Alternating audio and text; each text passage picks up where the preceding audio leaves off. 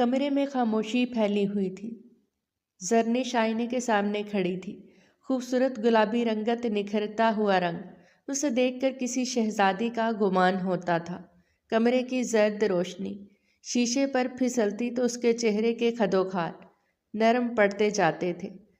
اس نے گھاگرا ذرا سا گھمایا، گھیر نے ہلکی سی سرسراہٹ لی، جیسے کمرہ خود اس کے ساتھ سانس لے رہا ہو۔ چولی کے کنارے پر لگے چھوٹے چھوٹے آئینے چراغ کی لو میں چمکے تھے۔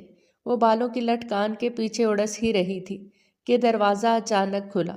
بنش بیگم اندر داخل ہوئیں، لیکن ایک قدم پر ہی ٹھٹک گئی، آنکھیں پھیل گئی، آواز میں حیرت کی کھنک آ گئی۔ ضرور بچے، یہ کیا کر رہی ہو تم؟ اور یہ گھاگرا چولی کیوں پہنی ہے؟ کسی کی شادی میں جا رہی ہو تم؟ زرنش چونک کر مڑی، ہنسی کو ضبط نہیں کر سکی اور بے اختیار بولی، ارے مورے تم آ گئی، ہم تو ڈر گیا تھا، ہمیں لگا عثمان لالا آیا ہے۔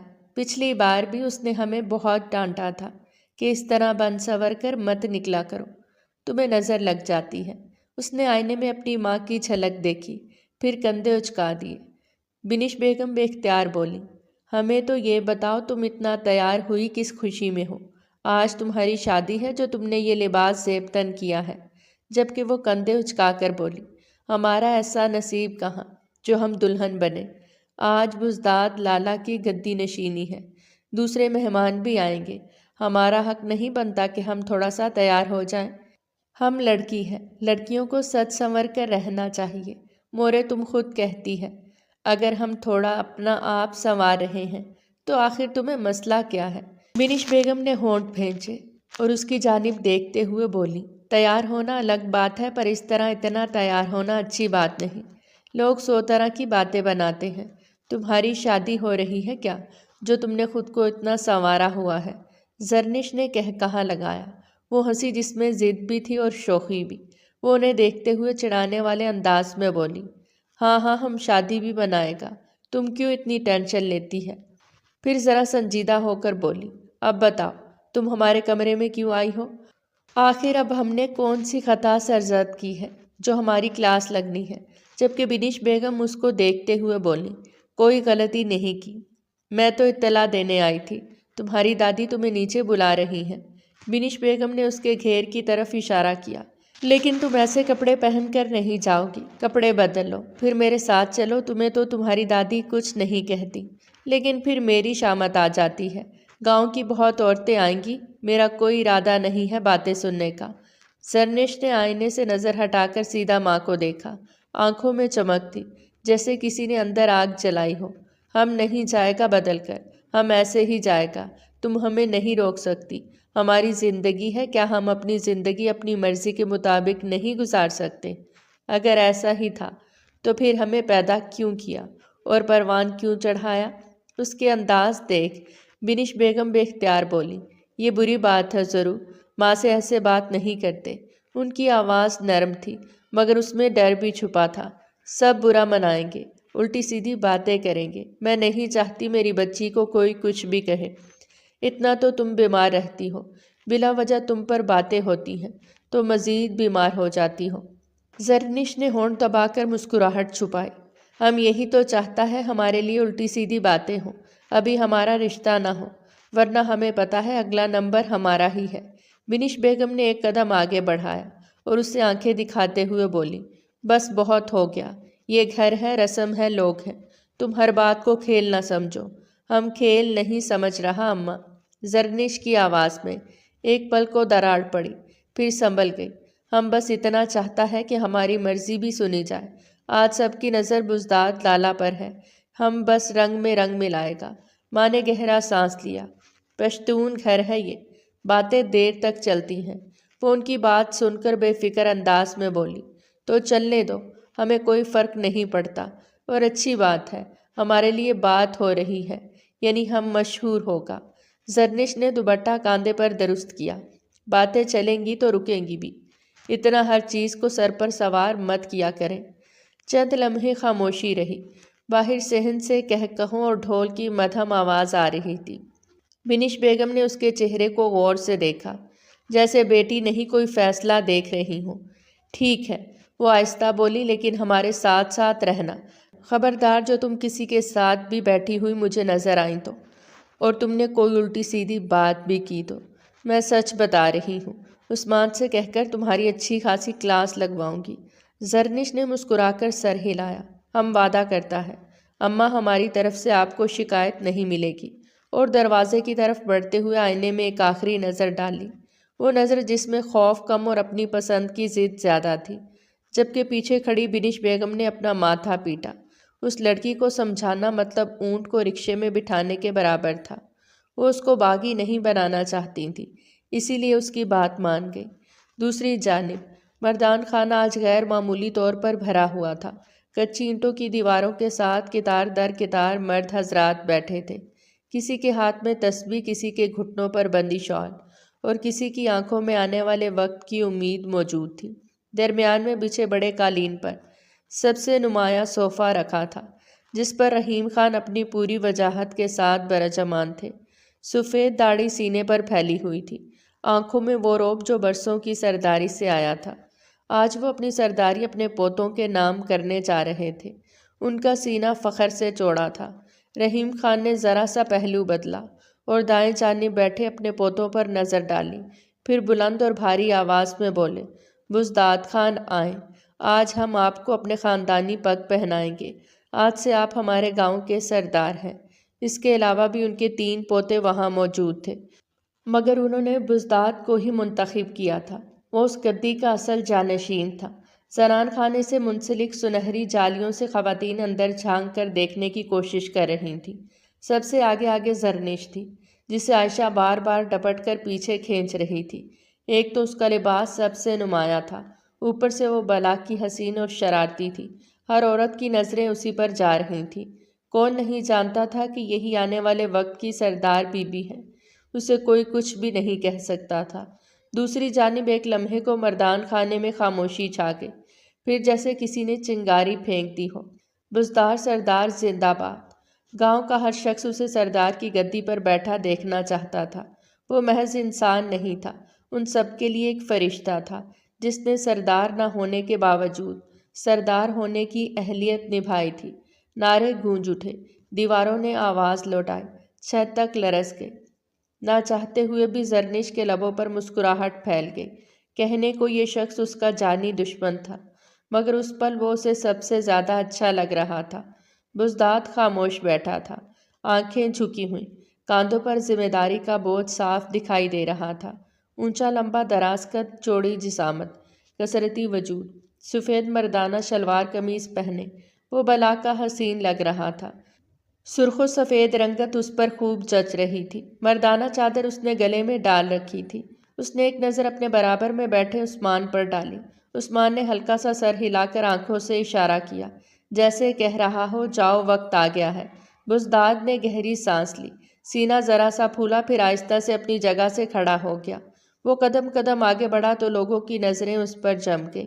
رحیم خان بھی اپنی جگہ سے اٹھ کھڑے ہوئے۔ ساتھ رکھی ہوئی پگڑی انہوں نے دونوں ہاتھوں سے اٹھائی۔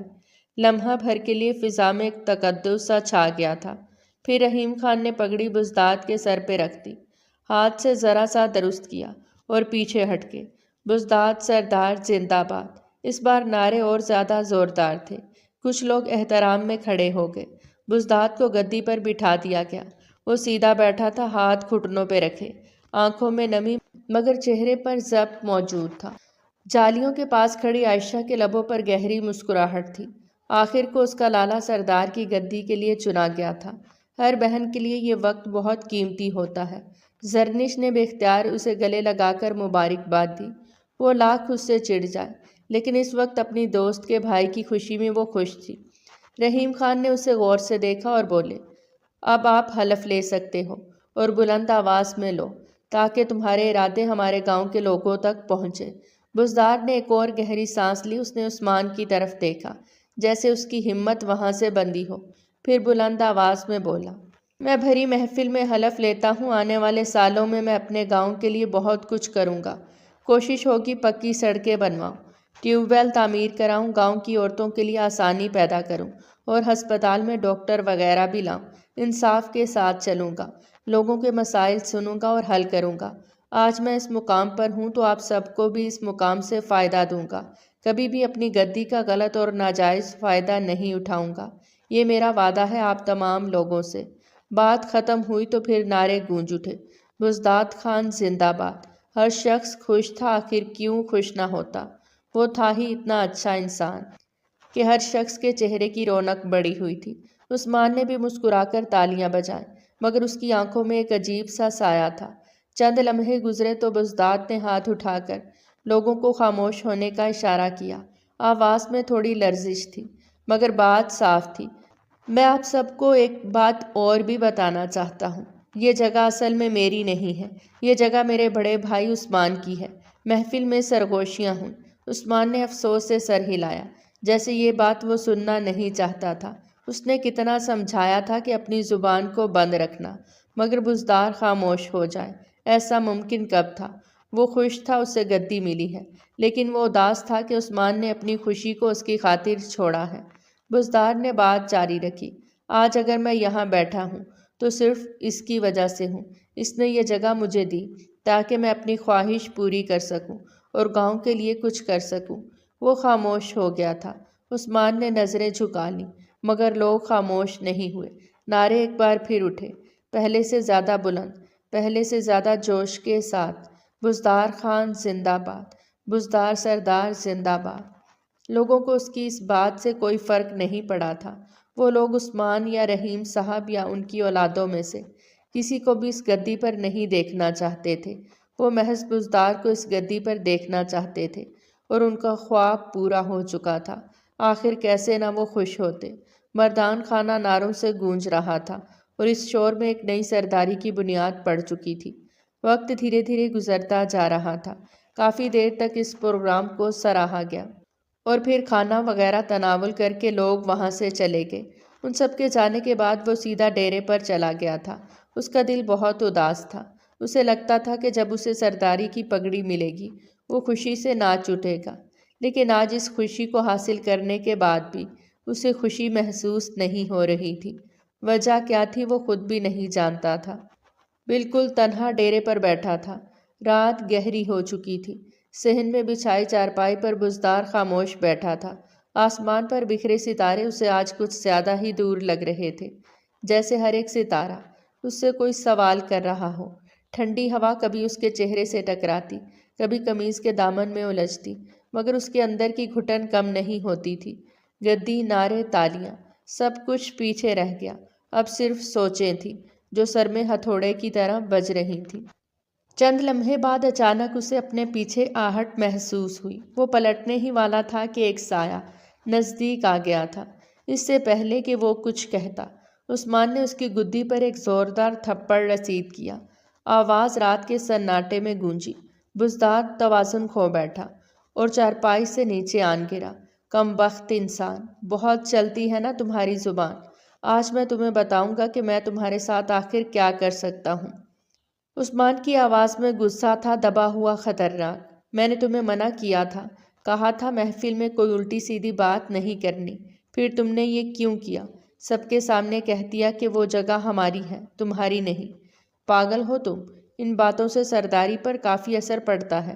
بزداد نے اٹھنے کی کوشش کی تو عثمان نے جھک کر اس کا گریبان پکڑ لیا۔ میرا گلا چھوڑو، میں بتاتا ہوں۔ بزدار کی آواز دبی ہوئی تھی۔ اس اچانک حملے کے لیے وہ بالکل تیار نہیں تھا۔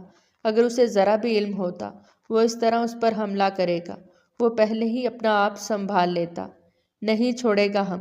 تم نے ہمیں پاگل سمجھا ہوا ہے، جو تمہارے دل میں آتا ہے تم کرتا ہے۔ عثمان نے دباؤ اور بڑھا دیا۔ ہم تمہارا گلا اس لیے نہیں چھوڑے گا کہ تم نے سب کے سامنے تماشا کیوں بنایا، کیوں کہا وہ بات جو کہنے کی ضرورت نہیں تھی۔ ہم نے تمہیں اچھی طرح منع کیا تھا، تم کوئی بے وقوفی نہیں کرے گا۔ اتنا زیادہ جذباتی ہونے کا کیا ضرورت تھی؟ بزدار نے پوری جان لگا کر خود کو آزاد کیا۔ وہ ایک طرف ہٹ کر جھک گیا اور زور زور سے کھانسنے لگا۔ سانس بحال ہونے میں چند لمحے لگے۔ عثمان نے غصے میں اسے دیکھا، پھر ایک بوتل سے پانی نکالا اور اس کی طرف بڑھایا۔ پہلے پانی پیو۔ اس کی آواز اب کچھ نرم تھی، مگر تلخی باقی تھی۔ اور اب بتاؤ یہ چول کیوں ماری؟ بلا وجہ سب کے سامنے یہ ڈرامہ کیوں کیا؟ تمہاری اچھائی کی وجہ سے لوگوں نے اس طرف دھیان نہیں دیا۔ تم اچھی طرح جانتا ہے ہم سردار خاندان سے ہیں، ہماری ایک ایک بات کو اہمیت دی جاتی ہے۔ اگر کسی ایک شخص کو بھی الٹی سیدھی خبر کا علم ہوا، سارا کھانا خراب ہو جائے گا۔ تم کیوں ایسا کرتا ہے؟ پاگل ہو تم۔ بزدار نے پانی پیا، پھر سیدھا ہو کر عثمان کی طرف دیکھا۔ آنکھوں میں نمی تھی مگر لہجے میں ضد۔ کیا مجھے نہیں پتا تم ہمارا خواب پورا کرنے کے لیے پیچھے ہٹا؟ تم اچھی طرح جانتا تھا ہمیں سردار بننے کا شوق ہے، اسی لیے تم نے اپنی گدی ہمارے لیے چھوڑی، حالانکہ اس گدی پر صرف تمہارا حق ہے، ہمارا نہیں۔ تم بڑا پوتا ہے، تم اس گدی کا حقدار تھا، اور تم نے ایسا حرکت کیا ہی کیوں؟ ہم تمہارے ساتھ مل کر بھی گاؤں کے لیے کام کر سکتا تھا، پھر پیچھے قدم لینے کی کیا ضرورت تھی؟ عثمان نے جھنجھلا کر ہاتھ اٹھایا۔ ارے بے وقوف آدمی، ہمارا بات تو سنو۔ کس گدھے نے کہہ دیا کہ ہم نے قربانی دی ہے، ہم پیچھے ہٹا ہے؟ بات تو سنو ہماری۔ کیا بات سنوں؟ بزدار تیز ہو گیا تھا۔ تمہارا سارا حساب غلط ہے، تم نے ہمیں اپنا بھائی ہی نہیں سمجھا، ہمیں بس چچا کا لڑکا سمجھا، اس لیے آسانی سے الگ ہو گیا۔ ہمیں تم سے کوئی گفتگو نہیں کرنا ہے، تم جاؤ یار، تم ہمیں اپنا مانتا ہی نہیں ہے۔ عثمان نے گہرا سانس لیا تھا۔ ایسا کچھ نہیں ہے بزدار، تم جان ہے ہماری، اور تم کیوں اتنے جذباتی ہو؟ تم جانتے ہو مجھے پڑھنے کا شوق ہے، میں لندن جا رہا ہوں، داجی سے بات ہو چکی ہے، میں گدی چھوڑوں گا تو مجھے اپنا خواب پورا کرنے کا موقع ملے گا۔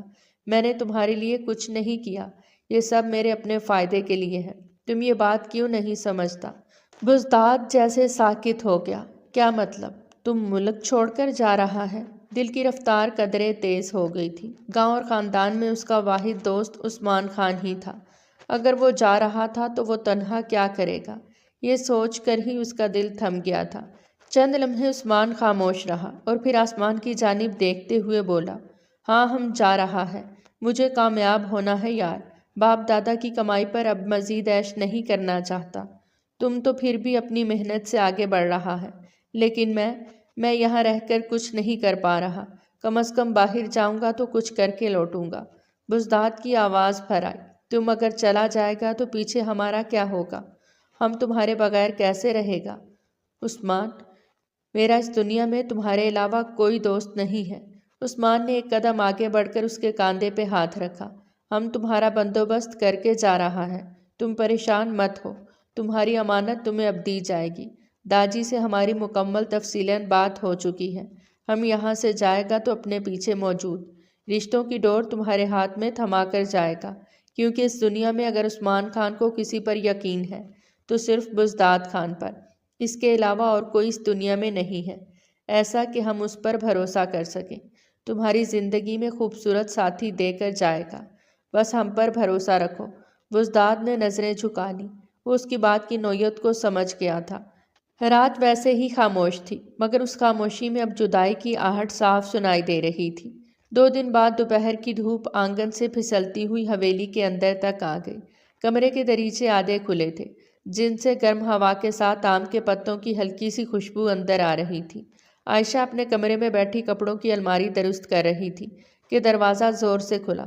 زرنش اندر داخل ہوئی اور دروازے کے پاس ہی اچھل پڑی۔ بلے بلے شاوا شاوا، وہ دونوں ہاتھ اوپر اٹھا کر ناچنے لگی۔ اوئے عائشہ، آج تو ہماری موج ہو گئی، میں ابھی بڑے کمرے سے بڑے دھماکے دار خبر سن کر آ رہی ہوں۔ عائشہ چونک کر پلٹی۔ زرنش کو اس حال میں دیکھ کر وہ ہنسے بغیر نہیں رہ سکی، مگر ساتھ ہی بھویں بھی چڑھا لیں۔ کیا ہوا ہے؟ ضرور اتنی خوش کیوں ہو؟ کوئی لاٹری نکل آئی ہے یا میلے میں جانے کی اجازت مل گئی ہے؟ زرنش نے زور سے سر نفی میں ہلایا، آنکھوں میں شرارت ناچ رہی تھی۔ نہیں نہیں، اس سے بھی بڑا خوشی کا خبر ملا ہے، وہ عائشہ کے قریب آ کر سرگوشی کے انداز میں بولی۔ تمہارا جلاد لالا باہر ملک جا رہا ہے، ہمیں تو یقین ہی نہیں آ رہا، یہ حقیقت ہے۔ عائشہ کی آنکھیں پھیل گئیں۔ کیا بکواس کر رہی ہو؟ یار مذاق مت کرو، لالا نہیں جا سکتے، ابھی تو انہیں سرداری کی پگڑی ملی ہے، ایسے کیسے وہ ملک چھوڑ کر جائیں گے؟ اس کی تو جان ہی اٹک گئی تھی۔ اپنے بھائی سے لاکھ اختلاف سہی، لیکن کوئی بہن نہیں چاہتی اس کا بھائی اس کی نظروں سے اوجھل ہو جائے۔ زرنش نے ہنستے ہوئے ہاتھ گھمایا۔ ہم مذاق نہیں کر رہا اور نہ ہی بکواس کر رہا ہے، یہی حقیقت ہے۔ اب ہم سکون سے باغ کے آم توڑے گا، خوب شرارت کرے گا، خوب مزے مستی کرے گا، اور جو گاؤں کے بدماش لڑکے ہیں نا ان کی پٹائی بھی ہوگی۔ اب گاؤں پر ہمارا راج ہوگا، ہمیں کوئی نہیں روک سکتا۔ صرف تمہارا لالا ہم پر پابندی لگاتا تھا، اب ساری پابندی ہٹ جائے گی اور ہم اپنی مرضی کے مالک بنیں گے۔ پھر ایک بار وہ ناچنے لگی تھی، بلے بلے شاوا شاوا۔ عائشہ اس کے سامنے آ کھڑی ہوئی، آواز میں تشویش تھی۔ کیا مطلب؟ کون باہر ملک جا رہا ہے؟ کیسی باتیں کر رہی ہو تم؟ مجھے تفصیل بتاؤ، کون سے لالا جا رہے ہیں؟ ارے تمہیں پتہ نہیں؟ زرنش نے فخر سے سینہ پھلایا۔ تمہارا لالا سردار بزداد خان، وہ حویلی چھوڑ کر جا رہا ہے، ہماری زندگی میں سکون آ جائے گا۔ اوئے بلے بلے، عائشہ کچھ کہتی ہے، اس سے پہلے ہی اس کی سانس جیسے ایک دم رک گئی، اس کے ہونٹ ہلکے سے کھلے رہ گئے۔ اسی لمحے اس کی نظر زرنش کے پیچھے پڑی۔ دروازے کے سائے میں بزداد خان کھڑا تھا، چہرہ سپاٹ، آنکھیں گہری۔ عائشہ نے گھبرا کر فوراً کہا، زرنش چپ ہو جاؤ، کیا ہو گیا ہے تمہیں؟ الٹی سیدھی باتیں مت کرو۔ خوف کے مارے اس کے ہاتھ پاؤں لرزنے لگے۔ بزداد نے ایک قدم آگے بڑھایا۔ ہم کیوں چپ ہو؟ زرنش اب بھی ناچنے کے موڈ میں تھی۔ ہماری زندگی میں سکون آیا ہے، ہم تو خوب ناچے گا اور اپنی خوشی کو گا گا کر بتائے گا کہ ہماری زندگی بہت پرسکون ہو چکا ہے۔ عائشہ نے دانت بھینچ کر کہا، ناچنے سے پہلے ایک دفعہ پیچھے مڑ کر دیکھ لو، شاید تمہیں سمجھ آ جائے میں کیا کہنا چاہتی ہوں۔ زرنش بے اختیار پلٹی۔ سامنے بزداد خان کو دیکھتے ہی اس کے قدم جیسے زمین میں گڑ گئے، چہرے کا رنگ اڑ گیا، زبان لڑکھڑائی۔ ہم بہت دکھی ہیں تمہارے جانے سے لالا، وہ فوراً بات کو گھماتے ہوئے بولی۔ بزداد کی بھویں تن گئی۔ کتنی بار تمہیں سمجھایا ہے، میں تمہارا لالا نہیں ہوں، پھر تم بلا وجہ کیوں کہتی ہو یہ لفظ؟ اس کی آواز میں سختی تھی۔ زرنش کوئی جواب دیتی اس سے پہلے ہی وہ مزید بولا، اور جس بات پر تم اتنا خوش ہو کر اچھل رہی تھی، تمہاری اطلاع کے لیے عرض ہے، باہر ملک میں نہیں جا رہا، تمہارا لالا عثمان جا رہا ہے۔ اس کو شوق چڑھا ہے اپنے گھر کو چھوڑ کر گوروں کے ملک میں جا کر بسنے کا۔ میں کبھی اپنے گھر کو، اپنے گھر والوں کو چھوڑ کر نہیں جاؤں گا۔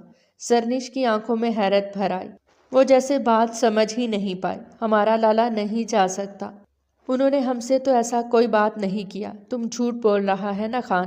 وہ اب پٹری پر آ گئی تھی، لالا کہنے کی بجائے اس نے خان کہنا ہی مناسب سمجھا۔ وہ ہمیں چھوڑ کر کیسے جائے گا؟ اس کی آواز کپکپاہٹ بھری تھی۔ ایک دو دفعہ عثمان نے ایسا ذکر ضرور کیا تھا، مگر اس نے ڈانٹ کر خاموش کروا دیا تھا۔ مگر اب پکی خبر سن کر اس کے ہاتھ پاؤں ٹھنڈے پڑنا شروع ہو گئے۔ اس نے ایک قدم پیچھے ہٹ کر ہاتھ جھٹکا۔ ہٹو یہاں سے، ہم ایسا نہیں ہونے دے گا۔ ہمارا لالا ہمیں چھوڑ کر کہیں نہیں جا سکتا، ہم اس کے بغیر نہیں رہ سکتے۔ یہ کہتے ہی وہ کمرے سے باہر نکلی اور تیزی سے عثمان کے کمرے کی طرف بھاگ گئی۔ عائشہ وہیں کھڑی رہ گئی اور بزداد خاموشی سے دروازے کے پاس، جہاں ابھی تک زرنش کی خوشی کی گونج دیواروں سے ٹکرا رہی تھی، مگر اب اس گونج میں صرف بے یقینی رہ گئی تھی۔ وہ فوراً عثمان کے کمرے میں آئی، لیکن وہ وہاں نہیں تھا، اس لیے وہ روتے ہوئے اپنے کمرے میں چلی گئی۔ کچھ ہی دیر میں اس نے حویلی کو سر پر اٹھا لیا۔ اسے یقین ہی نہیں آ رہا تھا اس کا بھائی اسے چھوڑ کر جا رہا ہے۔ وقت کی رفتار نہ کبھی تھم سکی ہے اور نہ کبھی تھم پائے گی۔ رات کی تاریکی چاروں جانب پھیل چکی تھی، رات خاموش تھی، مگر زرنش کے کمرے میں اس خاموشی کا کوئی اثر نہیں تھا۔ چراغ کی مدھم روشنی دیواروں پر لرز رہی تھی اور بستر کے کنارے بیٹھی زرنش رو رہی تھی۔ آنکھوں سے آنسو یوں بہہ رہے تھے جیسے بند ٹوٹ گیا ہو۔ اس کا دوپٹہ آنسوؤں سے بھیگ چکا تھا، سانس ٹوٹی ٹوٹی تھی۔ عثمان کا خیال آتے ہی دل مزید بھاری ہو جاتا۔ وہ صرف بھائی نہیں تھا، وہ اس کے لیے باپ کی طرح تھا، سایہ تھا، سہارا تھا۔ ابا کے بعد اگر کسی نے اس کا ہاتھ تھاما تھا تو وہ عثمان ہی تھا۔ چند لمحے بعد کمرے کا دروازہ آہستہ سے کھلا۔ عثمان اندر داخل ہوا۔ جیسے ہی اس کی نظر زرنش پر پڑی، وہ فوراً لپک کر آگے بڑھا۔ ارے لالا کی جان، تم کیوں روتا ہے؟ ہم بس کام کے لیے باہر جا رہا ہے، پڑھائی کے لیے باہر جا رہا ہے، ہم مر تھوڑی رہا ہے جو تم اس طرح رو رہا ہے۔ اس کی آواز میں فکر تھی، وہی پرانی شفقت۔ ادھر آؤ، ہمارے سینے سے لگو، لالا کی جان ہو تم، ایسے کیوں روتی ہو؟ زرنش نے سر اٹھایا، آنسوؤں بھری آنکھوں سے اسے دیکھا اور کھڑی ہو کر روتے ہوئے اس کے سینے سے لگ گئی۔ اس کی سسکیاں عثمان کے دل تک اتر رہی تھیں اس کا دل مزید اداس ہو گیا۔ ارے بچے، عثمان نے اس کے سر پہ ہاتھ پھیرا، ہم تمہاری حفاظت کے لیے خبیث تمہارے ساتھ چھوڑ کر جا رہا ہے۔ زرنش نے اس کی قمیض مٹھی میں جکڑ لی۔ ہم تمہارے بغیر نہیں رہ سکتا لالا۔ آواز ٹوٹ گئی۔ ہمیں کسی کا ساتھ نہیں چاہیے لالا۔ تم ہمیں کیسے چھوڑ کر جا سکتا ہے؟ ہمارے تو ابا بھی نہیں ہیں، تم ہی ہمارا سب کچھ ہو۔ عثمان نے گہری سانس لی۔ ہاں میں مانتا ہوں میں سب کچھ ہوں تمہارا۔ پھر اس نے اسے تھوڑا سا خود سے الگ کیا۔ لیکن ایک شخص ہوگا جو تمہارا سب کچھ ہوگا، وہ تمہیں اپنا مانے گا، تمہاری ڈھال بنے گا۔ زرنش نے سر نفی میں ہلایا۔ ہم تمہاری باتوں کا مطلب نہیں سمجھ پا رہا۔ کچھ دیر عثمان خاموش رہا۔ چراغ کی لو ذرا سی تیز ہوئی، پھر سنبھل گئی۔ یہاں سے جانے سے پہلے داجی کے حکم کے مطابق تمہارا اور بزداد کا نکاح ہوگا، اس نے آہستہ مگر صاف کہا۔ تم اچھی طرح جانتی ہو تم دونوں کا رشتہ بچپن سے طے ہے۔ رخصتی میرے واپس آنے پر ہوگی۔ زرنش جیسے پتھر کی ہو گئی، پھر اچانک پیچھے ہٹ گئی۔ یہ کیسا مذاق کر رہے ہو؟ آنکھوں میں غصہ اور دکھ ایک ساتھ تھے۔ ایک تو تم ہمیں چھوڑ کر جا رہا ہے، اوپر سے تم ہمارے جانی دشمن سے ہمارا نکاح کروا رہا ہے۔ عثمان بے اختیار مسکرا دیا، وہ مسکراہٹ جس میں یقین بھی تھا اور صبر بھی۔ وہ تمہارا جانی دشمن نہیں ہے، اس نے نرمی سے کہا، وہ تمہارا ہونے والا شوہر ہے، وہ تمہیں پسند کرتا ہے۔ زرنش نے تلخی سے کہا، کوئی پسند نہیں کرتا، بس پابندی لگاتا ہے، یہ نہیں کرو وہ نہیں کرو۔ ہم تھک گیا ہے اس کو برداشت کرتے کرتے۔ پھر اچانک ضد میں بولی، ہم تمہیں بھی جانے نہیں دے گا۔ عثمان کی مسکراہٹ مدھم پڑ گئی۔ اپنے لالا کا کہنا نہیں مانو گی؟ آواز میں دکھ اتر آیا تھا۔ کیا میری اتنی بھی اہمیت نہیں ہے تمہاری زندگی میں؟ زرنش بالکل خاموش ہو گئی۔ اس کے ہونٹ کانپے مگر کوئی لفظ نہیں نکلا۔ آنسو پھر سے بہنے لگے۔ کمرے میں اب صرف چراغ کی لو اور دو دلوں کی خاموشی باقی رہ گئی۔ وقت دھیرے دھیرے گزرتا جا رہا تھا۔ 2 دن بعد نکاح اس کے لاکھ احتجاج کے باوجود طے کر دیا گیا۔ حویلی کے اندر عجیب سی خاموشی تھی، جیسے دیواریں بھی جانتی ہوں کہ آج زرنش کی مرضی کے بغیر ایک فیصلہ ہونے والا ہے۔ وہ دلہن بنی اپنے کمرے میں بیٹھی تھی۔ سرخ جوڑا اس کے وجود پر بوجھ بن کر ٹکا ہوا تھا۔ زیور چمک رہے تھے مگر چہرہ مرجھایا ہوا تھا۔ وہ زرنش جو ہر بات پر چہک اٹھتی تھی، آج بالکل خاموش تھی۔ آنکھیں سوجی ہوئیں، پلکوں پر نمی جمی تھی۔ ایک طرف وہ نکاح جس کے لیے اس کا دل بالکل راضی نہیں تھا، دوسری طرف عثمان جو کل اس حویلی کو چھوڑ کر باہر ملک جا رہا تھا۔ یہ دونوں باتیں اس کے دل کو اندر ہی اندر توڑ رہی تھیں۔ وہ انہی خیالوں میں گم تھی کہ کمرے کا دروازہ آہستہ سے کھلا۔ عثمان مولوی صاحب کے ہمراہ اندر داخل ہوا۔ اس کے پیچھے خاندان کے چند مرد اور خواتین بھی تھے۔ زرنش نے سر نہیں اٹھایا مگر اس کی موجودگی وہ پہچان گئی تھی۔ عثمان اس کے قریب آیا، اس کے سر پہ ہاتھ رکھا۔ وہ لمس جس میں ہمیشہ تحفظ ہوتا تھا، آج فیصلہ بھی تھا۔ عثمان نے مولوی صاحب کی طرف دیکھ کر کہا، اجازت ہے، آپ نکاح شروع کریں۔ مولوی صاحب نے کاغذات درست کیے، اینک ٹھیک کی اور زرنش کی طرف دیکھ کر بولے، زرنش افتخار خان، آپ کا نکاح بزداد خان ولد احسان خان سے طے کیا جاتا ہے۔ کیا آپ کو یہ نکاح قبول ہے؟ زرنش نے آنکھیں بند کر لیں، جیسے آنکھیں بند کرنے سے یہ لمحہ گزر جائے گا۔ 2 آنسو ٹوٹ کر اس کے گالوں پر بہہ گئے۔ آواز گلے میں اٹک گئی مگر اس نے خود کو سنبھالا۔ روتے ہوئے بہت دھیمی آواز میں بولی، قبول ہے۔ کمرے میں موجود لوگوں نے ایک دوسرے کی طرف دیکھا۔ مولوی صاحب نے چند لمحے توقف کیا، پھر دوبارہ بولے، زرنش افتخار خان، کیا آپ کو یہ نکاح قبول ہے؟ اس بار آنسو مزید بہنے لگے، دل جیسے سینے میں دھڑکنے سے انکار کر رہا ہو۔ قبول ہے۔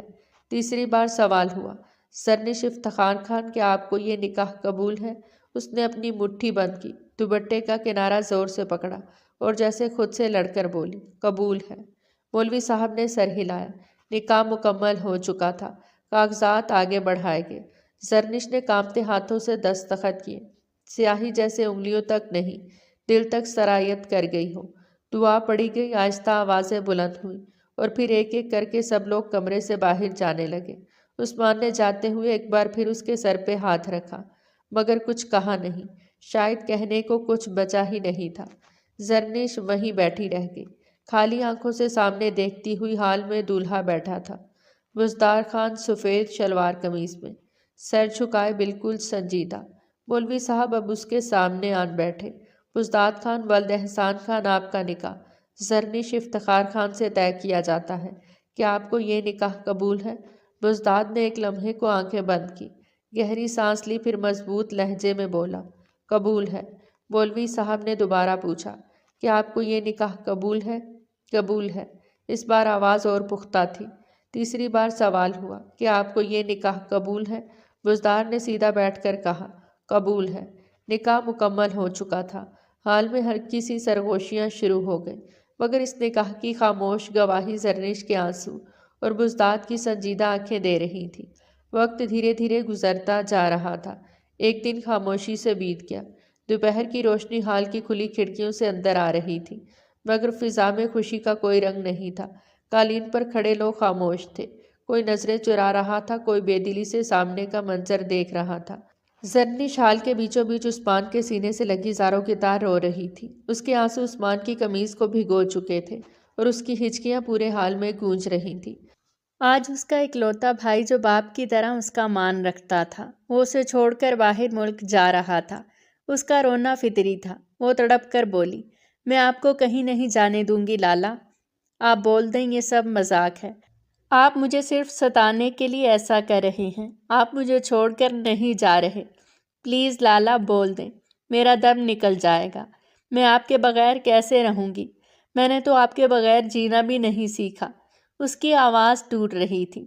تم ہمارا سب کچھ ہو، تم ہمیں کیسے چھوڑ کر جا سکتا ہے؟ ہم تمہارے بغیر کیسے رہے گا؟ کچھ تو سوچو نا۔ اماں اور میں تمہارے بغیر یہاں کیا کریں گے؟ تمہارے بغیر ہم ادھورے ہیں۔ سب عورتیں رات کے وقت اپنے بھائی باپ کا انتظار کرتی ہیں۔ ہم کس کا انتظار کریں گے؟ ہمارا تو کوئی نہیں بچے گا یہاں۔ نہیں جاؤ لالا، خدا کے لیے مت جاؤ۔ اس کا دل لرز رہا تھا، حالت بے جان ہو رہی تھی۔ عثمان نے آہستہ سے اس کے سر پہ ہاتھ رکھا، جیسے بچپن میں روتی ہوئی زرنش کو چپ کرواتا تھا۔ ارے لالا کی جان، کیوں اتنا رو رہی ہو؟ میں ہوں نا میرے بچے، میں آ جاؤں گا۔ ابھی ضرورت ہے اسی لیے جانا ہوگا۔ آواز نرم تھی مگر اس کے اپنے لہجے میں بھی بوجھ تھا۔ ہم تمہاری شادی کروا کر جا رہا ہے۔ اب تمہارا شوہر تمہارا خیال رکھے گا۔ تم اکیلی نہیں ہو۔ اگر یہ تمہارا خیال نہیں رکھے تو بس ہمیں فون کر کے بتا دینا۔ ہم لندن سے بیٹھے بیٹھے اس کی گردن پکڑ کر دبوچ دے گا۔ تم ابھی اپنے بھائی کے کانٹیکٹ سے واقف نہیں ہو۔ زرنش نے اس کی قمیض اور زور سے پکڑ لی۔ ہمیں کسی کا خیال نہیں چاہیے، ہمیں بس تم چاہیے۔ لالا مت جاؤ خدا کے لیے۔ عثمان نے اسے ذرا سا خود سے الگ کیا اور اس کے آنسو پونچھتے ہوئے بولا، یہ حویلی ہے تمہارا گھر، یہاں سب لوگ ہیں، داجی ہیں، اماں ہیں، سب تمہارے ساتھ ہیں۔ تم سب کے ساتھ خوش رہنا۔ ایسے رونے سے ہمیں بھی تکلیف ہوتی ہے۔ میں کیسے سفر کروں گا اگر تمہیں اس طرح روتا ہوا چھوڑ کر جاؤں گا تو؟ زرنش سسکتے ہوئے بولی، اچھا ہم نہیں روتا، کم از کم ہمیں اتنا تو بتاؤ آپ کب واپس آؤ گے؟ بس یہ بتا دو، کم از کم ہمیں حوصلہ رہے گا۔ عثمان نے ایک لمحہ توقف کیا، پھر کہا، میں جلد آنے کی کوشش کروں گا، بس کچھ کام ہے، تھوڑا وقت لگے گا، مگر تم اطمینان رکھو، میں سب ٹھیک کر دوں گا۔ اس نے آہستہ سے اس کے کاندھے تھپ تھپائے۔ اب مجھے جانے دو، فلائٹ کا وقت ہو رہا ہے۔ اسی لمحے بینش بیگم آگے بڑھی، انہوں نے عثمان کو سینے سے لگایا، پیشانی چومی، پھر زرنش کو تھام کر بولیں، بس کرو بیٹا، جانے دو لالا کو، اس طرح روکو مت، بری بات ہوتی ہے، لمبے سفر پر جا رہا ہے، اس طرح پریشان کر کے مت بھیجو۔ زرنش ماں کی بات سنتے ہی ان کے سینے سے لگ گئی۔ ماں کے دوپٹے میں منہ چھپا کر وہ پھر رونے لگی، مگر آواز اب دبی ہوئی تھی۔ اتنے میں بزداد آگے آیا۔ اس نے عثمان کے قریب جا کر اسے گلے لگایا۔ دونوں لمحہ بھر کے لیے خاموش کھڑے رہے۔ عثمان نے اس کے کاندھے پر ہاتھ رکھا اور سنجیدگی سے بولا، میری بہن کا خیال رکھنا۔ آواز میں حکم بھی تھا اور بھروسہ بھی۔ اپنی بہن کی ذمہ داری میں تم پر چھوڑ کر جا رہا ہوں، مجھے شکایت نہیں ملنی چاہیے۔ اگر عثمان خان کسی پر اس دنیا میں بھروسہ کر سکتا ہے تو اپنے باپ کے بعد صرف تم پر، اور امید ہے میرا بھروسہ تم کسی قیمت پر نہیں توڑو گے۔ لفظوں میں مان تھا، اور عثمان خان جو کہہ دے وہ بزداد خان نہ کرے، ایسا ممکن کب تھا؟ بزداد نے سر ہلایا۔ اس نے ایک نظر روتی ہوئی زرنش پر ڈالی اور نرمی سے بولا، میری طرف سے تمہیں شکایت نہیں ملے گی، میں سب سنبھال لوں گا، تم بے فکر ہو کر جاؤ۔ میں سب پیچھے سے ہینڈل کر لوں گا۔ عثمان نے گہری سانس لی، جیسے دل مضبوط کر رہا ہو۔ اب بس چلو، فلائٹ نکل جائے گی، ہمیں ایئرپورٹ کے لیے نکلنا ہے۔ حال میں داجی، تایا، ابو اور چند قریبی رشتہ دار بھی کھڑے تھے۔ سب کی آنکھوں میں نمی تھی، مگر زبان پر خاموشی۔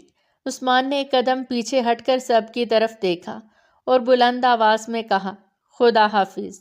یہ لفظ کہتے ہی وہ پلٹا اور باہر کی طرف بڑھ گیا۔ اس کے قدم مضبوط تھے مگر دل پیچھے رہ گیا۔ زرنش نے اسے جاتے دیکھا تو دل مزید بوجھل ہو گیا۔ اس نے اچانک خود کو سنبھالا، ماں کے سینے سے الگ ہوئی اور تیز قدموں سے حال سے نکل گئی۔ کسی نے اسے روکا نہیں، وہ سیدھی اپنے کمرے میں چلی گئی تھی۔ دروازہ بند کیا اور بستر پر بیٹھ کر پھر سے ٹوٹ کے رو پڑی۔ حویلی میں خاموشی چھا گئی تھی، ایسی خاموشی جس میں جدائی کی آواز صاف سنائی دے رہی تھی۔ وقت دھیرے دھیرے گزرتا جا رہا تھا۔ پورا دن عجیب اداسی کی نظر ہو گیا۔ رات گہری ہو چکی تھی۔ کمرے میں چراغ کی مدھم روشنی پھیلی تھی جو دیواروں پر سائے بنا رہی تھی۔ زرنش بستر کے کنارے بیٹھی تھی، دوپٹہ مٹھی میں جکڑا ہوا، اور پھوٹ پھوٹ کے رو رہی تھی۔ ایک تو اس کا نکاح زبردستی کروایا گیا تھا اور دوسرا اس کا جان سے عزیز بھائی چلا گیا تھا۔ اس کا رونا بنتا تھا۔ آنسو اس کے گالوں سے بہہ کر ٹھوڑی تک آتے اور وہاں سے ٹپک جاتے۔ دل جیسے سینے میں ٹھہرنے کا نام نہیں لے رہا تھا۔ وہ کسی بھی طرح اس گھر سے دور چلے جانا چاہتی تھی۔ عثمان کی یاد، اس کا جانا، اس کی آواز، سب کچھ ایک ساتھ دل پر حملہ کر رہا تھا۔ اچانک دروازے کے پاس ہلکی سی آہٹ ہوئی۔ زرنش نے چونک کر سر اٹھایا۔ آنسوؤں کے درمیان نظر دھندلا رہی تھی، مگر دروازے کے سامنے کھڑا سایہ صاف دکھائی دے رہا تھا۔ بزداد خان اسے دیکھتے ہی وہ بے اختیار اپنی جگہ سے کھڑی ہو گئی، جیسے کسی نے اندر سے کھینچ لیا ہو۔ بزداد آہستہ آہستہ قدم رکھتا ہوا اندر آیا، دروازہ بند کیے بغیر۔ وہ وہیں رکا، پھر اس کی طرف دیکھ کر بولا، کس بات کے لیے اتنا رونا ڈالا ہوا ہے؟ آواز میں نرمی کم اور الجھن زیادہ تھی۔ اس نے کہا ہے نا وہ جلد آنے کی کوشش کرے گا، پھر کیوں رو رہی ہو؟ زرنش نے رخ موڑ لیا۔ آپ کو کیا پتا؟ آواز کانپ رہی تھی۔ میرا لالا گیا ہے، آپ کا نہیں گیا جو آپ روئیں گے۔ اگر آپ کے لالا جاتے آپ بھی اسی طرح روتے۔ آپ میرا درد نہیں سمجھ سکتے، اسی لیے بہتر ہوگا مجھے کچھ نہیں بولیں، مجھے رو کر اپنا غم ہلکا کرنے دے۔ یہ سن کر بزداد کے ماتھے پر بل پڑ گئے۔ میرا بھی بھائی ہے، فضول باتیں کر کے میرا دماغ خراب کرنے کی ضرورت نہیں ہے۔ 2 تھپڑ لگاؤں گا کان کے نیچے، سمجھ آئی؟ اس نے ذرا سخت لہجے میں کہا، اور میں تم سے زیادہ پیار کرتا ہوں اسے، لیکن تمہاری طرح یوں آنسو تو نہیں بہا رہا نا۔ وہ کامیاب ہونے کے لیے باہر گیا ہے، رو کر تم اس کے لیے پریشانی کا سبب کیوں بننا چاہتی ہو؟ کچھ تو سوچو اس کے بارے میں۔ بے شک تم اس سے پیار کرتی ہو، اس کے بغیر نہیں رہ سکتی، لیکن وہ کامیاب ہو جائے گا تو سب سے زیادہ خوشی بھی تو تمہیں ہی ہوگی۔ تم کیوں اس کی خوشیوں میں رکاوٹ کا سبب بننا چاہتی ہو؟ بولو، جواب دو۔ زرنش کے صبر کا بند ٹوٹ گیا۔ میں ان کے بغیر نہیں رہ سکتی۔ وہ میرے لالا نہیں تھے، میرے دوست تھے، میرے بابا تھے، میرا سب سے بڑا سہارا تھے۔ وہ روتے ہوئے بولی، ان کا پریشان کرنا، ان کا پیار کرنا، ان کا لاڈ اٹھانا، میں سب کو بہت یاد کروں گی۔ میں ان کے بغیر کیسے رہوں گی؟ یہ سوچ سوچ کر ہی میری راتوں کی نیند اڑ چکی ہے۔ بزداد ایک قدم آگے بڑھا، پھر دوسرا۔ اب وہ اس کے بہت قریب تھا۔ اس نے آہستہ سے اس کے ہاتھ تھام لیے۔ تمہیں میں پیار کروں گا۔ آواز میں غیر متوقع نرمی آ گئی۔ پریشان بھی کروں گا، تمہارے لاڈ بھی اٹھاؤں گا۔ پھر تم کیوں اتنی اداس ہو رہی ہو؟ تمہارے بھائی نے تمہارا محافظ بنا کر چھوڑا ہے مجھے، تم کیوں گھبرا رہی ہو؟ تمہاری ہر خواہش کو پورا کروں گا، مجھ پر بھروسہ رکھو۔ زرنش نے حیرت سے اس کی طرف دیکھا، پھر ہاتھ چھڑانے کی کوشش کی اور اسے دیکھتے ہوئے پریشان لہجے میں بولی، آپ تو مجھے پسند ہی نہیں کرتے، میری طرف دیکھنا بھی ضروری نہیں سمجھتے، ہر وقت کوئی نہ کوئی پابندی لگاتے رہتے ہیں۔ پھر آپ کیوں اٹھائیں گے میرے لاڈ؟ کیوں مجھے اپنا سمجھیں گے؟ آپ کے نزدیک تو میں ایک شرارتی لڑکی ہوں جسے آپ کچھ بھی نہیں مانتے۔ بزداد نے گہری سانس لی اور اسے دیکھتے ہوئے بولا، ایسی بات نہیں ہے، پہلے ہمارا رشتہ الگ تھا، لیکن اب تم اور میں گہرے رشتے میں ہیں، اب تم میری بیوی ہو۔ اس نے ٹھہرے ہوئے لہجے میں کہا، پہلے میں تم پر حق نہیں رکھتا تھا، لیکن اب رکھتا ہوں، کوئی پابندی نہیں لگاؤں گا، بالکل ڈانٹ کر نہیں رکھوں گا۔ بس تم رو مت، مجھے تمہارا رونا پسند نہیں ہے، پلیز۔ یہ کہتے ہوئے اس نے ہاتھ اٹھایا اور اپنے انگوٹھوں سے اس کے آنسو صاف کیے۔ اس لمس میں نہ سختی تھی نہ حکم، صرف کوشش تھی۔ زرنش یکدم ساکت ہو گئی تھی، آنسو رک گئے، رونا جیسے یاد ہی نہیں رہا ہو۔ وہ حیرت سے اس کی شکل دیکھنے لگی، جیسے پہلی بار اسے غور سے دیکھ رہی ہو۔ اس کا یہ انداز اس نے پہلی بار دیکھا تھا۔ کمرے میں چند لمحے خاموشی رہی، چراغ کی لو ہلکی سی لرزی۔ تم اکیلی نہیں ہو زرنش، بزداد نے آہستہ سے کہا۔ میں ہوں نا، میں تمہارا خیال رکھوں گا، تمہیں کبھی اکیلا پن محسوس نہیں ہونے دوں گا۔ تمہیں جو چاہیے تم مجھ سے کہنا، میں تمہاری ہر خواہش کو پورا کروں گا۔ وہ کچھ کہنا چاہتی تھی مگر الفاظ نہیں ملے۔ دل میں الجھن تھی، خوف بھی، اور ایک انجان سا سکون بھی۔ بزداد نے اس کے ہاتھ چھوڑے، ایک قدم پیچھے ہٹا۔ آرام کرو، تھوڑی دیر سو جاؤ گی تو طبیعت بحال ہو جائے گی۔ صحیح ہے، وہ مختصر سا کہہ کر مڑا اور دروازے کی طرف بڑھ گیا، کیونکہ جانتا تھا اگر مزید یہاں ٹھہرا تو خود کو روک نہیں پائے گا، اور وہ ابھی ان سب چیزوں کے لیے تیار نہیں تھی۔ دروازے کے پاس پہنچ کر وہ اس کی طرف دیکھتے ہوئے ہلکی آواز میں بولا، رات زیادہ ہو گئی ہے، آرام کر لینا۔ دروازہ بند ہوا تو زرنش وہیں کھڑی رہ گئی۔ وہ سکتے میں تھی، دل ابھی تک تیز دھڑک رہا تھا مگر آنسو واپس نہیں آئے تھے۔ اس نے بے اختیار اپنے گال کو چھوا، وہیں جہاں اس نے آنسو صاف کیے تھے، اور پہلی بار اس رات اس کے دل میں سوال سے زیادہ خاموشی آئی تھی، ایک عجیب خاموشی جس کا علم اسے خود نہیں تھا۔ صبح کی ہلکی روشنی حویلی کے صحن سے پھسلتی ہوئی کمروں میں اتر رہی تھی۔ پرندوں کی آوازیں عام دنوں کی طرح تھیں، مگر زرنش کے دل پر ابھی تک رات کا بوجھ جمع ہوا تھا۔ اس نے عائشہ کے کمرے کا دروازہ آہستہ سے کھولا، یہ سوچتے ہوئے کہ شاید وہ سو رہی ہوگی، مگر اگلا منظر چونکا دینے والا تھا۔ عائشہ بستر کے پاس بیٹھی تھی، سر گھٹنوں میں دیا ہوا، دوپٹہ آنسوؤں سے بھیگا ہوا۔ وہ رو رہی تھی، خاموش نہیں بلکہ ایسی سسکیوں کے ساتھ جن میں دل ٹوٹنے کی آواز صاف سنائی دے۔ زرنش فوراً اس کی طرف بڑھی۔ عائشہ، وہ اس کے پاس بیٹھتے ہوئے گھبراہٹ میں بولی، تمہیں کیا ہوا ہے؟ تم کیوں رو رہی ہو؟ کہیں سردار خان نے تمہیں کچھ کہا تو نہیں، ڈانٹا تو نہیں ہے نا؟ عائشہ نے نم آنکھوں سے اسے دیکھا، جیسے اب تک کسی نے اس کا حال پوچھا ہی نہ ہو۔ اگلے ہی لمحے وہ بے اختیار زرنش کے گلے لگ گئی اور پھوٹ پھوٹ کے رونے لگی۔ زرنش بری طرح گھبرا گئی تھی۔ ارے کیا ہو گیا ہے تمہیں؟ اس نے اس کی پیٹھ سہلاتے ہوئے کہا۔ ایسے کیوں رو رہی ہو؟ خیر تو ہے نا؟ عائشہ نے زرنش کے کاندھے سے سر اٹھایا، آنکھوں میں شکوہ اور دکھ بھرا تھا۔ تم ابھی بھی نہیں سمجھی ضرور؟ آواز میں تلخی تھی۔ تم کبھی مجھے نہیں سمجھتی، میں تمہاری ہر بات سمجھ جاتی ہوں۔ تم کیسی سہیلی ہو میری۔ زرنش نے فوراً ہاتھ پکڑا۔ ایسے مت بولو، ہوا کیا ہے کچھ تو بتاؤ۔ عائشہ کی آنکھوں سے آنسو پھر بہنے لگے۔ میں تمہارے بھائی سے بہت پیار کرتی ہوں۔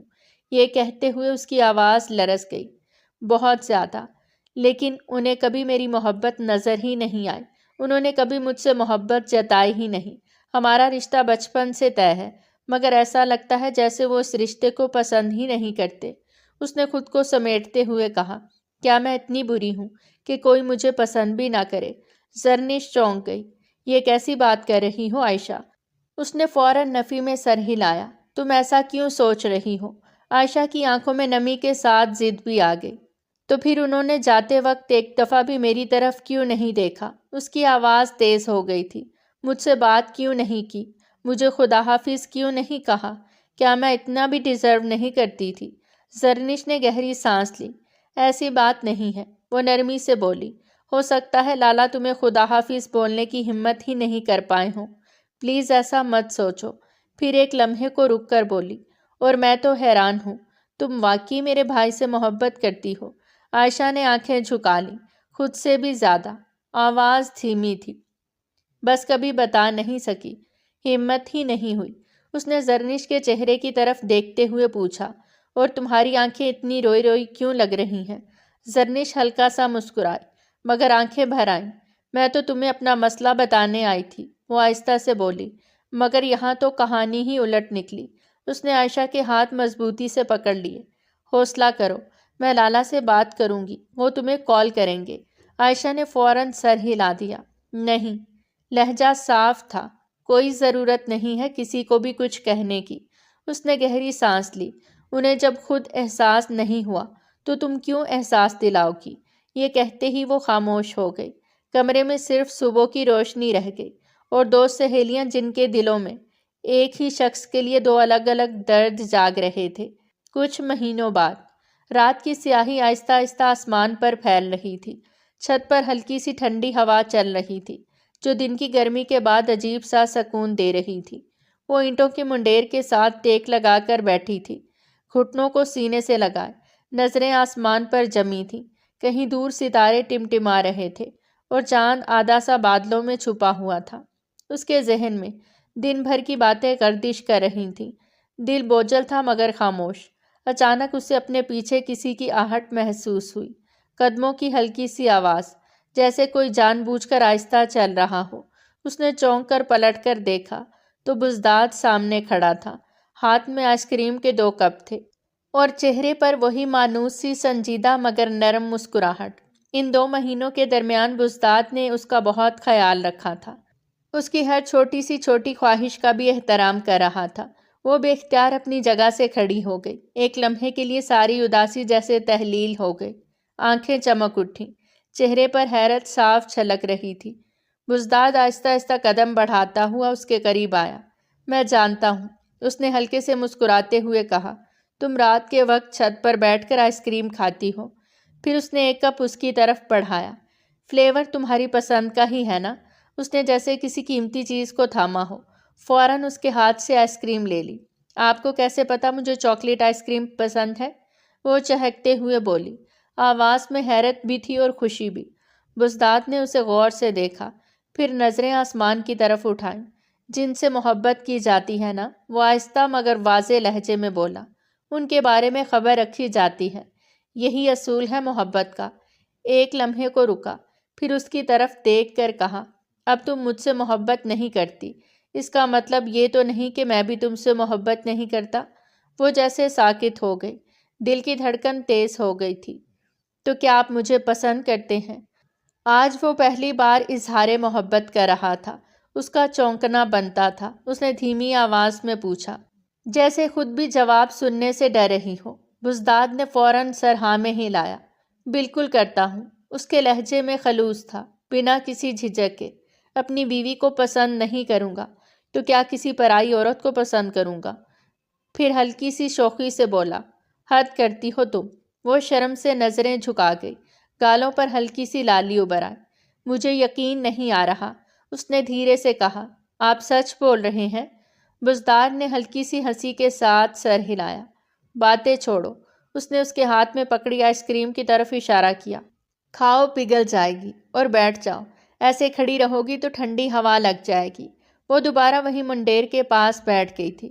بزداد بھی اس کے برابر میں بیٹھ گیا، تھوڑا سا فاصلہ رکھ کر، جیسے اس کی حد کا خیال ہو۔ اس نے آئس کریم کا 1 چمچ منہ میں ڈالا تو چاکلیٹ کی مٹھاس کے ساتھ دل کی سختی بھی جیسے پگھلنے لگی تھی۔ آپ کو پتہ ہے، وہ بغیر دیکھے بولی، میں سمجھتی تھی آپ کو پرواہ ہی نہیں ہے۔ بزداد نے آسمان کی طرف دیکھتے ہوئے کہا، پرواہ شور مچانے سے نہیں ہوتی، بعض لوگ خاموشی سے نبھاتے ہیں۔ وہ چپ ہو گئی۔ چھت پر پھر سے خاموشی چھا گئی، مگر یہ خاموشی بوجھل نہیں تھی۔ ہوا، ستارے اور پگھلتی ہوئی آئس کریم، سب کچھ جیسے گواہ تھا کہ کچھ رشتے الفاظ کے محتاج نہیں ہوتے، بس ایک لمحے کی سچائی کافی ہوتی ہے۔ وقت دھیرے دھیرے گزرتا جا رہا تھا۔ دن مہینوں میں، مہینے سال میں تبدیل ہو گئے۔ 2 سال کا عرصہ کس طرح گزرا اسے کچھ پتہ نہیں چلا تھا۔ ان دونوں کے درمیان اتنی گہری محبت ہو گئی تھی کہ اگر ایک دوسرے کو نہ دیکھتے تو اگلے کو سانس لینا محال ہو جاتا۔ اس کے بھائی کا فیصلہ اس کے لیے بالکل درست ثابت ہوا تھا۔ 2 سال بعد ہی لیکن اسے میلے میں جانے کی اجازت مل گئی تھی۔ میلے کی رونق دور سے ہی محسوس ہو رہی تھی۔ رنگ برنگی بتیاں، بچوں کی ہنسی، جھولوں کی چرچراہٹ اور مختلف دکانوں سے اٹھتی آوازیں فضا میں ایک خاص سا شور گھول رہی تھیں۔ وہ اپنے شوہر کے ساتھ آہستہ آہستہ چل رہی تھی۔ اس کی انگلیاں مضبوطی سے بزداد کی انگلیوں میں جکڑی ہوئی تھیں۔ یہ ہاتھ تھامے رکھنا اسے تحفظ بھی دیتا تھا اور عجیب سا فخر بھی۔ آس پاس لوگ احترام سے راستہ دے رہے تھے، کوئی سلام کر رہا تھا تو کوئی صرف دیکھ کر سر جھکا رہا تھا۔ چوڑیوں کے اسٹال پہ پہنچتے ہی دکاندار فوراً کھڑا ہو گیا۔ اس کے چہرے پر گھبراہٹ کے ساتھ عقیدت بھی نمایاں تھی۔ سردار بزداد صاحب، وہ ہاتھ جوڑتے ہوئے بولا، آپ نے ہمارے اسٹال پر آ کر ہماری شان بڑھا دی۔ حکم کریں، کیا پسند فرمائیں گے؟ بزداد نے مختصر سا سر ہلایا اور زرنش کی طرف دیکھا۔ سردار بی بی پسند کر رہی ہیں، وہ سادہ لہجے میں بولا، جو دل چاہے لے لیں گی۔ زرنش پہلے ہی چوڑیوں کی قطاروں میں کھو چکی تھی۔ شیشے کی الماری میں سجی مختلف رنگوں کی چوڑیاں اس کی توجہ اپنی طرف کھینچ رہی تھیں۔ اس نے کالے رنگ کی چوڑیاں اٹھائیں، ایک ایک کر کے اپنی کلائی میں پہنی اور بزداد کی طرف ہاتھ بڑھا کر بولی، دیکھیں کیسی لگ رہی ہیں۔ بزداد نے اس کی کلائی کو غور سے دیکھا، پھر اس کے چہرے پر نظر ڈالی۔ خوبصورت لگ رہی ہیں، وہ فوراً بولا، لے لو۔ وہ مسکرا دی۔ خوشی میں اس نے ساری چوڑیاں اپنے ہاتھ میں پہن لیں۔ بزداد نے جیب سے پیسے نکالے اور دکاندار کی طرف بڑھائے تو وہ فوراً گھبرا گیا۔ نہیں سردار صاحب، وہ جلدی سے بولا، آپ سے پیسے کیسے لے سکتا ہوں؟ یہ تو ہماری طرف سے سردار بی بی کے لیے تحفہ ہے۔ بزداد کے چہرے پر سنجیدگی آ گئی تھی۔ اس نے پیسے دکاندار کے ہاتھ میں رکھتے ہوئے کہا، میں کسی کا حق نہیں کھاتا۔ تم یہاں سب کو تحفہ دینے کے لیے نہیں بلکہ اپنی کمائی کے لیے بیٹھے ہو۔ پیسے رکھو۔ یہ کہہ کر وہ زرنش کا ہاتھ تھامے آگے بڑھ گیا۔ وہ 2 قدم چلی، پھر جیسے کچھ یاد آ گیا ہو بولی، آپ کو عائشہ کے لیے بھی چوڑیاں لے لینی چاہیے، وہ کافی اداس رہتی ہے۔ بزداد نے ذرا سا توقف کیا، پھر جواب دیا، اس کی اداسی کا سبب میں بخوبی جانتا ہوں۔ اس کے لہجے میں یقین تھا، آ رہا ہے تمہارا بھائی، کچھ دنوں میں خود اپنی ہونے والی بیوی کے نخرے اٹھا لے گا۔ زرنش نے ہلکی سی شوخی سے کہا، تو کیا ہوا، بھائی بہن کے نخرے نہیں اٹھا سکتے؟ بزداد کے ہونٹوں پر ہلکی سی مسکراہٹ آئی، اٹھا سکتے ہیں، بالکل اٹھا سکتے ہیں۔ پھر اس نے ارد گرد دیکھتے ہوئے کہا، بلا لیا ہے تمہاری دوست کو بھی، وہ امی کے ساتھ آ رہی ہے۔ میں نے سوچا میں تمہارے ساتھ آ جاؤں تاکہ تھوڑا بہت کوالٹی ٹائم تمہارے ساتھ گزار لوں۔ اس نے ذرا سنجیدگی سے پوچھا، اگر تمہیں مسئلہ ہے تو کہو، میں چلا جاتا ہوں، انہیں لے آتا ہوں۔ زرنش نے فوراً اس کا ہاتھ اور مضبوطی سے تھام لیا۔ نہیں، وہ دھیرے سے بولی، ایسی کوئی بات نہیں، آپ کے ساتھ وقت گزارنے کے لیے تو ہم ترستے ہی رہتے ہیں۔ پھر ہلکے سے شکوے میں کہا، بس کبھی گاؤں کے کاموں سے فرصت ملے تو اپنی بیوی کی طرف بھی نظر ثانی کر لیا کریں۔ بزداد نے کہا لگایا اور اس کے کان کے قریب جھک کر بولا، تمہارا بھائی آ جائے اور رخصتی دے دے، پھر صرف تم پر ہی نظر ثانی ہوگی۔ زرنش شرم سے سر جھکا گئی۔ میلے کی روشنیوں میں اس کا چہرہ اور بھی نکھر گیا تھا۔ وہ خاموش رہی، مگر اس کی انگلیوں کی گرفت بتا رہی تھی کہ اس لمحے میں، اس شور اور ہجوم کے بیچ، وہ خود کو اکیلا نہیں بلکہ مکمل محسوس کر رہی تھی۔ اور کیوں محفوظ نہ سمجھتی؟ جتنی محبت اور مان سے وہ اسے رکھتا تھا، کوئی بھی لڑکی ہو اس کی محبت میں گرفتار ہو سکتی تھی۔ وہ اس کے ساتھ لگ کر آگے کی طرف بڑھ گئی، اپنی خوشیوں والی زندگی کی جانب۔ 2 دن بعد رات خاموش تھی، بس کہیں کہیں جھینگروں کی آواز اور دور سے آتی ہوئی ہوا کی سرسراہٹ۔ عائشہ کھڑکی کے پاس کھڑی آسمان پر چمکتے چاند کو دیکھ رہی تھی۔ چاندنی اس کے چہرے پر نرم سی روشنی ڈال رہی تھی، مگر اس کی آنکھوں میں اداسی جمی ہوئی تھی۔ وہ جانے کب سے وہیں کھڑی تھی، جیسے چاند سے باتیں کر رہی ہو، جیسے اس سے شکوہ کر رہی ہو کہ جو دل کے سب سے قریب تھا وہ اتنا دور کیوں چلا گیا۔ اچانک اسے اپنے پیچھے کسی کی آہٹ محسوس ہوئی۔ وہ چونکی، دل زور سے دھڑکا۔ اس نے آہستہ سے پلٹ کر دیکھا تو جیسے وقت تھم گیا ہو۔ عثمان سامنے کھڑا تھا، پینٹ شرٹ، آنکھوں پر نظر کا چشمہ، چہرے پر ہلکی سی مسکراہٹ۔ وہ پہلے سے زیادہ پراعتماد اور پہلے سے زیادہ حسین لگ رہا تھا۔ عائشہ کے قدم جیسے زمین میں گڑ گئے، سانس لینا بھول گئی۔ وہ قدم بقدم چلتا ہوا اس کے قریب آ گیا، اس کے چہرے پر آئی ہوئی لٹ کو نرمی سے اس کے کان کے پیچھے کیا اور دھیمے، شرارتی مگر محبت بھرے لہجے میں بولا، میں نے سنا ہے تم مجھے بہت یاد کر رہی تھی، کیا یہ حقیقت ہے؟ پھر ہلکا سا ہنس کر بولا، ہوش میں آ جاؤ لڑکی، میں سچ میں تمہارے سامنے کھڑا ہوں۔ عائشہ نے بے اختیار گہری سانس لی، آنکھیں نم ہو گئیں۔ اس نے نظریں جھکا لیں اور ہکلاتے ہوئے بولی، آپ کب آئے واپس؟ عثمان نے کھڑکی کے باہر چاند کی طرف دیکھا، پھر اس کی طرف متوجہ ہو کر بولا، بس کسی نے مجھے بتایا کہ میری منگیتر مجھے بہت یاد کر رہی ہے، تو میں آ گیا، حالانکہ ارادہ ابھی نہیں تھا آنے کا۔ ذرا سا رکا، پھر مسکراتے ہوئے کہا، اب سوچ رہا ہوں شادی کر کے اسے ساتھ ہی لے جاؤں۔ یہ سنتے ہی عائشہ کے ضبط کا بندھن ٹوٹ گیا، اس کی آنکھوں سے آنسو بہنے لگے، وہ بے اختیار رونے لگی۔ عثمان نے ایک لمحہ بھی ضائع نہیں کیا، آگے بڑھا اور اسے مضبوطی سے اپنے سینے سے لگا گیا۔ عائشہ اس کے سینے سے لگ کر پھوٹ پھوٹ کے رونے لگی تھی۔ روتے ہوئے اس کی آواز پھر آ گئی، آپ نے جاتے ہوئے مجھے خدا حافظ بھی نہیں بولا، ایک دفعہ میری طرف دیکھا تک نہیں۔ کیا میں اتنی بری ہوں؟ کیا میں اتنی اہمیت بھی نہیں رکھتی؟ عثمان نے اس کا سر تھام کر ذرا پیچھے کیا تاکہ اس کا چہرہ دیکھ سکے۔ اس کی آنکھوں میں سچائی اور پچھتاوا صاف جھلک رہا تھا۔ ایسی بات نہیں ہے، وہ دھیرے سے بولا تھا، میری ہمت نہیں ہو رہی تھی تمہاری طرف دیکھنے کی۔ مجھے پتا تھا اگر میں ایک دفعہ بھی تمہاری آنکھوں میں دیکھ لیتا تو میں جا ہی نہیں پاتا۔ اس نے آہستہ سے کہا، آئی ایم سوری، اگر میری یہ باتیں تمہیں بری لگی ہوں تو مجھے معاف کر دینا۔ وہ اس سے ذرا الگ ہوا، پھر نرمی سے مسکرا کر بولا، پتا ہے لندن میں سب سے زیادہ میں نے تمہیں یاد کیا، سچ میں تم مجھے بہت یاد آئی تھی۔ اس کی آواز میں اب یقین تھا۔ اب بس نکاح کروں گا اور تمہیں اپنے ساتھ لے کر جاؤں گا۔ عائشہ نے آنسوؤں کے درمیان سر ہاں میں ہلایا۔ الفاظ اس کا ساتھ نہیں دے رہے تھے، بس دل زور زور سے دھڑک رہا تھا۔ میرے ساتھ چلو گی؟ عثمان نے پوچھا۔ اس نے پھر سر ہلایا، اس بار مضبوطی سے ہاں۔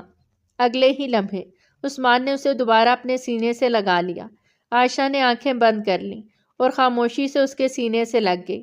اس رات چاند اور زیادہ روشن لگ رہا تھا، اور پہلی بار عائشہ کے دل میں کوئی شکوہ نہیں تھا، بس سکون ہی سکون تھا، یقین تھا اور ایک مکمل ہونے کا احساس۔ ان دونوں جوڑوں کی کہانی مکمل ہو گئی تھی، کیونکہ دونوں کے شوہر دونوں عورتوں کو سمجھتے تھے۔ مرد وہی ہوتا ہے جو اپنی عورت سے محبت کرے، جو مرد ظالم بنے وہ مرد نہیں ہوتا۔ والسلام۔